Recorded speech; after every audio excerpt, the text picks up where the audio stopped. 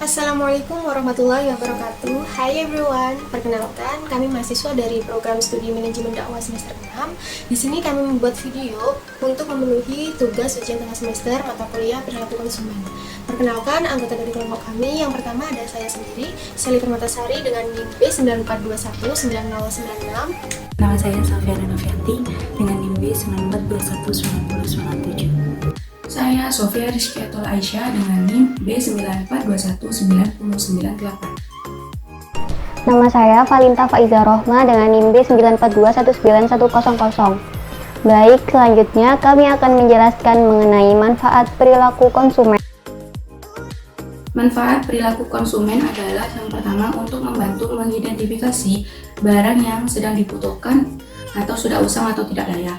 Yang kedua, untuk membantu menentukan harga yang tepat untuk suatu produk atau layanan. Yang ketiga, untuk membantu menentukan target market yang tepat. Dan yang terakhir, untuk memahami perbedaan karakter setiap konsumen.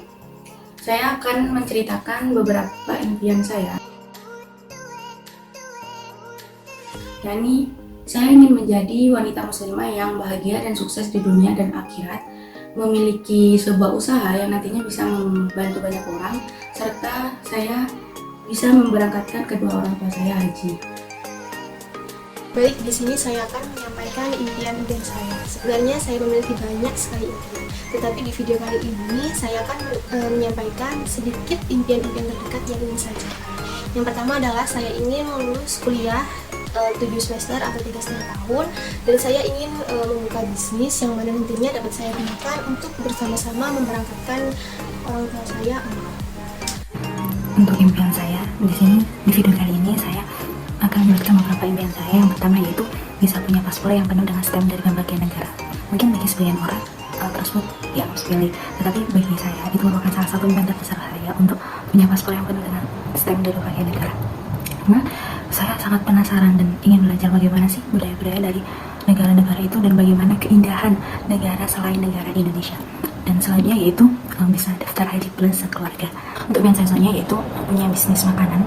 Mungkin yang spesifik yaitu bisnis makanan dalam bentuk kue kering, karena saat ini saya lagi suka untuk membuat kue kering. Impian saya adalah mengunjungi beberapa tempat yang sudah menjadi sejarah. Seperti di beberapa negara yang mempunyai sejarah perkembangan atau mempunyai monumen-monumen bersejarah yang itu tertarik untuk saya kunjungi dan saya pelajari lebih dalam, seperti salah satunya yaitu negara Turki. Nah, di Turki ini banyak sekali sejarah-sejarah yang ada, sejarah perkembangan dari negaranya itu yang menurut saya itu saya tertarik untuk mempelajari. Juga ada lagi impian saya yaitu memiliki sebuah toko hijab, di mana hijabnya itu tadi sesuai dengan apa yang karya-karya saya. Misalnya hijabnya itu tadi adalah hijab yang berupa gambaran karya-karya saya itu tadi. Kemudian karya terbaik saya adalah ketika saya berada di kelas 10 SMA waktu itu mengikuti sebuah lomba robotika nasional di PENS Politeknik Elektronika Negeri Surabaya, dan alhamdulillah menang dengan membawa gelar juara 2. Nah, saya cerita kenapa bisa ikut lomba itu adalah waktu awal kelas 10 tiba-tiba tertarik buat ikutan robotik, karena kayak kok bisa gitu orang-orang bikin robot, kok keren, akhirnya ikut. Nah, waktu ikut di awal kelas 10 tiba-tiba saya dipilih buat ikutan lomba, di mana lombanya ini kita MS Robotik ini ngeluarin 2 tim, di masing-masing tim berada 3 orang. Nah, kebetulan saya berada di tim pertama. Nah, saya adalah maker yang namanya robot otomatis. Jadi karena ini juga adalah hal awam baru awam ya terjun di dunia robotik, makanya itu waktu udah dipilih lomba itu benar-benar belajar lagi tentang robot. Pokoknya persiapannya juga sekitar sebulan 2 bulan buat ke lomba itu tadi. Dan alhamdulillahnya dari usaha-usaha tadi juga dibantu sama kakak kelas, sama kakak pembimbing. Alhamdulillahnya pulang dengan membawa gelar juara. Baik, di sini saya akan menunjukkan satu karya yang saya miliki. Apa itu? Tada! Ya, ini adalah baju yang saya buat sendiri dengan menggunakan ukuran boneka. Jadi dulu waktu di madrasah Aliyah ada yang namanya kelas tata busana. setelah mendapatkan materi dan mengetahui bagaimana teknik dasar menjahit, singkat cerita, kita semua yang ada di kelas Tanah Busana melakukan praktek untuk membuat baju. Dan jadilah one set seperti itu tadi. Kenapa bajunya kecil sekali? Karena ini kan praktek membuat baju pertama kali untuk kami. Jadi untuk meminimalisir terbuangnya banyak kain karena ada kegagalan, semisal kalau kita langsung buat baju seukuran manusia. Jadi terlebih dahulu kita membuat baju dengan ukuran boneka. Tapi setelah baju dengan ukuran boneka ini jadi, kita tetap membuat baju dengan ukuran kita masing-masing. Karya yang pernah saya buat adalah saya pernah membuat tas rajut dengan tangan saya sendiri waktu masih di pondok dulu. Saya membuat tas rajut tersebut di waktu istirahat kegiatan pondok bersama teman-teman saya. Memang waktu itu di pondok juga lagi musiman para santri-santri membuat kerajinan dari benang rajut. Alhasil saya juga ikut-ikutan membuat kerajinan dari benang rajut tersebut. Awalnya saya tidak bisa sama sekali teknik merajutnya seperti apa. Tapi saat itu karena banyak teman-teman saya yang membuat kerajinan tersebut, saya jadi tertarik dan ingin belajar. Dan alhasil saya bisa membuat tas selempang rajut. Ini gambaran dari tas yang rajut yang pernah saya buat selama di pondok. Ini saya dipakai pada saat kita jalan-jalan.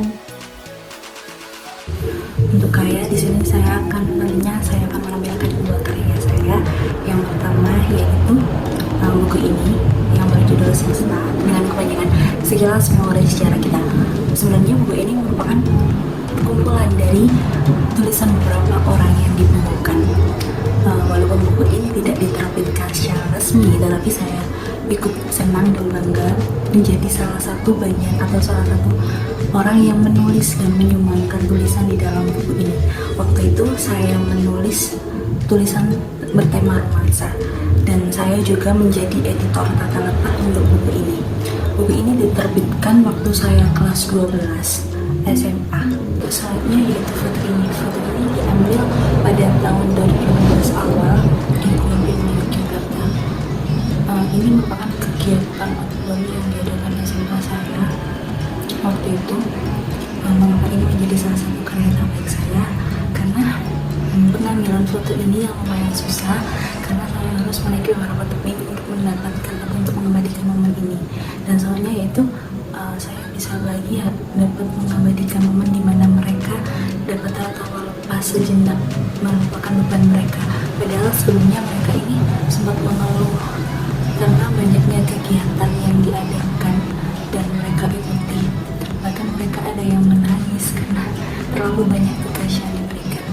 Tapi waktu kegiatan ini mereka dapat bersenang-senang dan dapat bahagia seperti yang saya abadikan ini. Baik, selanjutnya saya dan saling akan menceritakan idola kami. Untuk yang pertama yaitu idola saya yaitu John Rowling atau biasanya dikenal dengan J.K. Rowling. J.K. Rowling ini merupakan seseorang yang sangat gigih dan tidak gampang putus asa. Hal itu terbukti waktu pertama kali beliau ingin menerbitkan novel yang ia tulis yang berjudul Harry Potter and the Philosopher's Stone, di mana waktu itu banyak agensi penerbitan yang menolak karya beliau. Tetapi ada suatu saat satu agensi yang bernama Bloomsbury itu menerima naskah tersebut, menerima naskah Harry Potter, dan tidak disangka novel tersebut menjadi booming dan menjadi bestseller di berbagai negara dan diterjemahkan ke 80 bahasa, dan sampai saat ini novel tersebut masih booming. J.K. Rowling ini sendiri merupakan seseorang yang selalu ingin belajar, selalu ingin mengeksplor hal baru, dimana waktu itu seri Harry Potter yang pertama sudah sangat meledak, sudah sangat booming, dan hal itu dapat merubah 180 derajat bahkan 360 derajat kehidupan beliau. Tetapi beliau masih ingin belajar kembali dan selalu menulis lagi, selalu menulis untuk belajar menulis, dan sampai akhirnya seri Harry Potter sampai 7 seri, sampai terbit 7 seri, dan hal itu dan seri tersebut booming semua, bahkan sampai seri terakhir di berbagai penjuru dunia. Hal yang dapat saya ambil dari kedua idola saya ini adalah saya harus bisa survive di berbagai keadaan. Serta saya harus selalu belajar hal baru yang dimana hal tersebut mungkin nantinya bisa bermanfaat bagi kehidupan saya. Soalnya yaitu sebisa mungkin keluar dari zona nyaman. Keluar dari zona nyaman yang dimaksud di sini adalah jangan terpaku pada kenyamanan yang telah didapat saat ini. Kita harus mencari zona nyaman lainnya, yang artinya kita harus mempelajari lagi banyak hal. Seperti yang saya katakan di awal tadi, mempelajari hal baru yang dimana mungkin dengan hal tersebut nantinya kita bisa mendapatkan kenyamanan yang lebih baik dari sebelumnya. Idola saya adalah Zafira Aqila. Zafira Aqila, dia adalah seorang YouTuber, selebgram, dan setiap kontennya dia akan membahas seputar pendidikan. Juga kesehariannya selama menjadi mahasiswa di Osaka University. Jadi dia adalah sebuah mahasiswa di Osaka University, Jepang.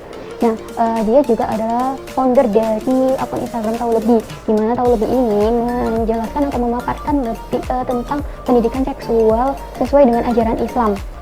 Nah, dimana pendidikan seksual ini kan hal yang tabu ya di Indonesia, nggak diajarkan. Makanya itu Kak Zafira ini pengen buat Tahu Lebih ini dikenal banyak orang, dan kita itu nggak ada lagi masalah tentang masalah tentang sekarang kan banyak ya ada seks bebas atau enggak apa-apa hal yang dilarang dari kita kecil yang itu merahna pada pendidikan seksual seperti itu. Nah, juga Kak Zafira ini kan barusan diterima di Harvard University untuk S2-nya di jurusan Learning Design. Nah, alasan dia buat ke jurusan Learning Design ini tadi juga buat biar bisa mengembangkan Tahu Lebih itu tadi. Karena kan Tahu Lebih ini kan sebuah konten di sosial media kan, makanya dia belajar padahal dia adalah orang awam di bidang desain, dan dia berani untuk belajar untuk mengembangkan Tahu Lebih itu tadi. Nah, di setiap kontennya Kak Zafira itu juga selalu diselipin dengan bahasa Inggris yang nantinya akan ditranslate ke bahasa Indonesia, atau kadang itu full bahasa Inggris. Nah, itu juga memotivasi saya buat belajar bahasa Inggris lebih lagi, karena bahasa Inggris ini kan emang dibutuhin ya di negara mana-mana seperti itu. Kemudian dari ceritanya Kak Zafira waktu dapetin diterima di Harvard University, itu juga, dan dia keterima di beasiswa di Osaka University, itu juga dengan perjuangan yang banyak, bahkan hampir ditolak di beberapa universitas seperti Oxford, Cambridge, dan juga Stanford. Nah, itu meskipun dia udah ditolak, tapi dia itu nggak nyerah gitu aja, dia malah berjuang, dan alhamdulillahnya keterimanya di Harvard. Jadi Kak Zafira ini juga bikin memotivasi saya buat lebih belajar lagi, karena di setiap kehidupan itu pasti ada pelajarannya, karena belajar itu penting buat kedepannya kita. Baik, selanjutnya kami akan menceritakan mengenai pengalaman menarik selama berada di manajemen dakwah UINSA yang akan disampaikan oleh Mbak Sally. Baik, saya akan menyampaikan pengalaman menarik saya selama di manajemen dakwah. Pengalaman menarik saya adalah saya pernah mengikuti PTSB. PTSB adalah kepanjangan dari pendalaman terapi sholat bahagia.